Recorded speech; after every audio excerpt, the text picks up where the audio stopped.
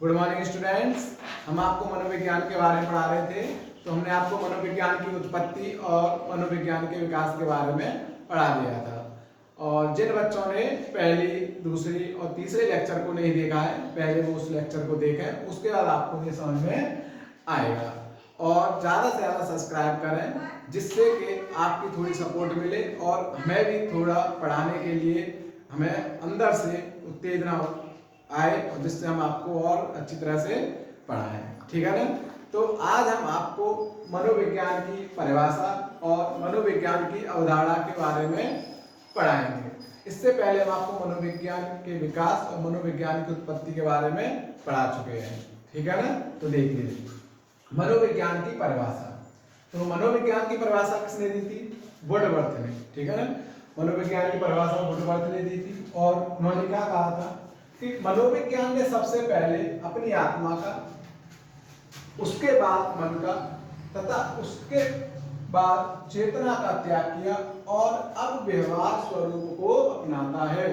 अर्थात वुडवर्थ ने कहा था कि जो मनोविज्ञान है उसने सबसे पहले अपनी आत्मा का किया था, फिर उसके बाद अपने मन का, फिर चेतना का, और फिर उसके बाद अब जो व्यवहार है उसने उस स्वरूप को अपनाया है। अर्थात कहने का मतलब यह था कि जो अब वर्तमान में जो आपका मनोविज्ञान है वो क्या है? आपका व्यवहार का विज्ञान है।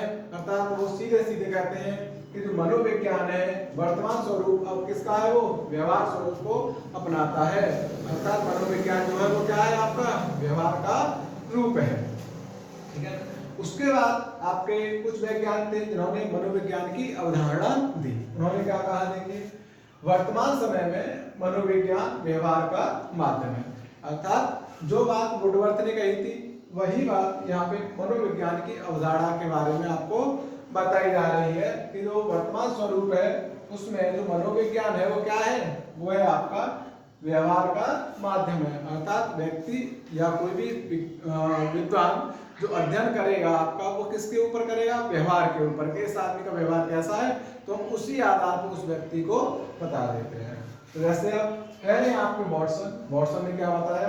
वॉटसन कहते हैं कि मनोविज्ञान व्यवहार का सकारात्मक विज्ञान या अध्ययन है। अर्थात मनोविज्ञान, वॉटसन ने बताया कि जो मनोविज्ञान है वो क्या है? आपका व्यवहार का सकारात्मक विज्ञान है। अर्थात वॉटसन ने बताया कि जो हमारा व्यवहार होता है वो कैसा होता है? सकारात्मक होता है। दूसरा है आपके वुडवर्थ ने क्या कहा? उन्होंने कहा कि मनोविज्ञान जो है वो क्या है? सामाजिक वातावरण में होने वाले मानव व्यवहार का अध्ययन है। अर्थात वुडवर्थ ये कहते हैं कि जो मनुष्य है, मनुष्य के अंदर जो व्यवहार में परिवर्तन आते हैं वो किसके अंदर आते हैं? वो समाज में रह करके। अर्थात कोई भी परिवर्तन है, व्यक्ति का, किसी का कैसा भी नेचर है, लेकिन जब वो एक समाज के अंतर्गत आता है तो उसमें जो परिवर्तन होते हैं वो किसके अनुसार होते हैं? वो समाज के अनुसार ही होते हैं। ठीक है ना? तो वुडवर्थ बताते हैं कि मनोविज्ञान सामाजिक वातावरण में होने वाले मानव व्यवहार का अध्ययन है। उसके बाद आते हैं आपके बोरिंग ने क्या कहा? बोरिंग ने कहा कि जो मनोविज्ञान है वह क्या है? मानव प्रकृति का विज्ञान है। अर्थात उन्होंने मानव के नेचर को, मतलब जो व्यक्ति का नेचर होता है, किसी का अच्छा होता है, किसी का बहुत बुरा होता है, कुछ खुश मिजाज के होते हैं, कुछ गुमसुम से रहते हैं, है ना?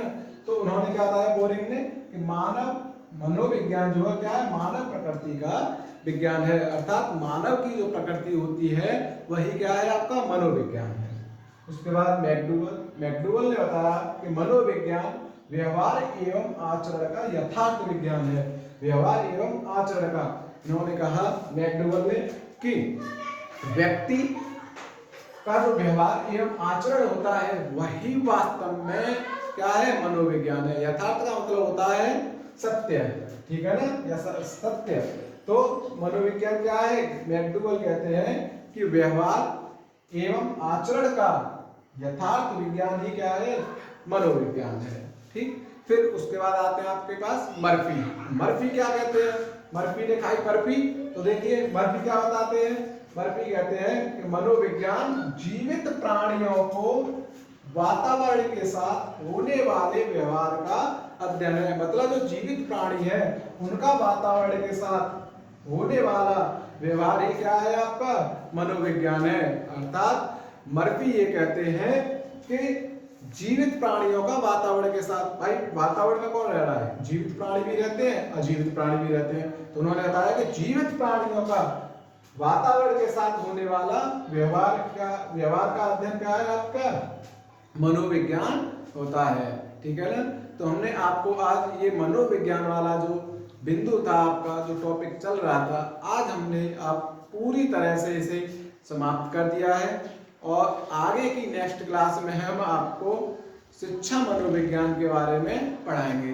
देखिए इसमें से कुछ 2-3 डेफिनेशन मोस्ट इम्पोर्टेंट है, जो कि आपकी एक तो वॉटसन की है, ये एग्जाम में पूछी जाती है कि मनोविज्ञान व्यवहार का सकारात्मक विज्ञान या अध्ययन है, ये किसने कहा था, तो ये वॉटसन के अनुसार। और दूसरी इसमें जो मोस्ट इम्पोर्टेंट है वो है आपकी वुडवर्थ की। ये दो मोस्ट इम्पोर्टेंट परिभाषा है जो कि आपको एग्जामों में पूछ ली जाती है। ठीक है ना। तो ये जो आपका मनोविज्ञान का टॉपिक था, ये बिंदु आपका पूरी तरह से कंप्लीट होगा। कल हम आपको शिक्षा मनोविज्ञान के बारे में पढ़ाएंगे। तो आपसे रिक्वेस्ट है, आपसे विनती है कि आप ज़्यादा से ज़्यादा लाइक करें और सब्सक्राइब करें, जिससे कि हमें और आपको पढ़ाने के लिए अंदर से भावनाएं आए और आपको और अच्छे तरीके से पढ़ा सकें। Okay, thank you.